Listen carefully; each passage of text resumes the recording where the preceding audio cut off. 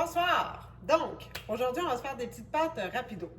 Donc, ici, on a des pâtes qui sont déjà en train de cuire. On commence toujours par ça, bien entendu. J'ai coupé un demi-oignon, peut-être 2 ou 3 gousses d'ail. Si vous avez de la misère à digérer, enlevez le germe. Des fois, c'est mieux. Ici, j'ai peut-être 5-6 champignons.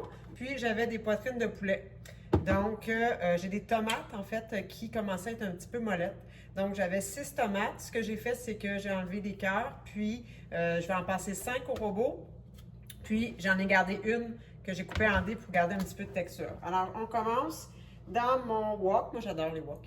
Alors, dans mon wok, je vais commencer avec les oignons à feu moyen, là, comme à 7 environ.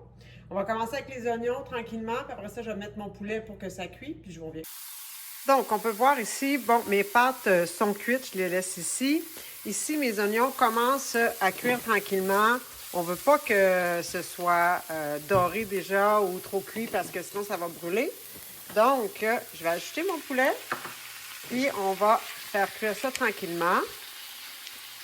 Je vous reviens lorsque on va se rendre à l'autre étape.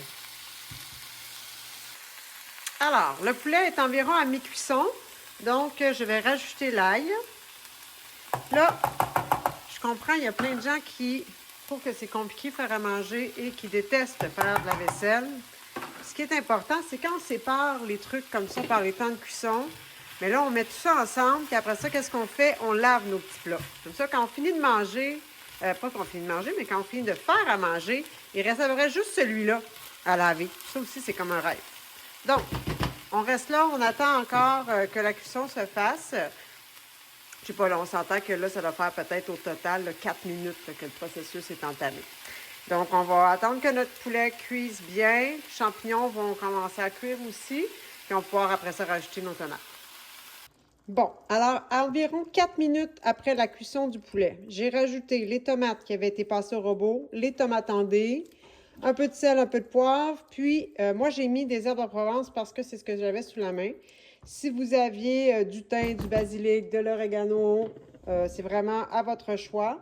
Là, je vais couvrir le tout pendant environ 10 minutes. J'ai baissé le feu à 2 ou 3 pour que ça mijote.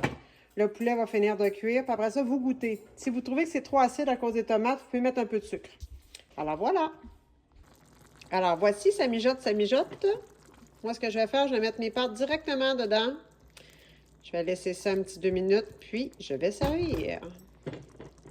Alors voici, en moins de 30 minutes, nous avons fait un souper pour 4 personnes ou encore 2 repas et 2 lunchs pour demain. Et la vaisselle est faite. Bon appétit!